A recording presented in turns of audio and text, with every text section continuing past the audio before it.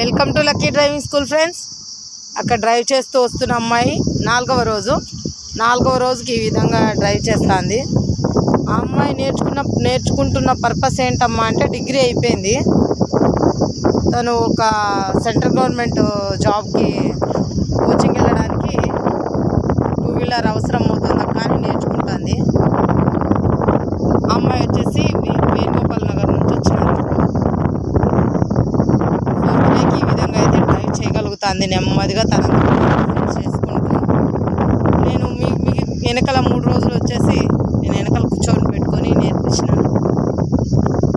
తనైతే ధైర్యంగా బండి తీసుకుంది. సైకిల్ కూడా రాదు పాపం తనకి.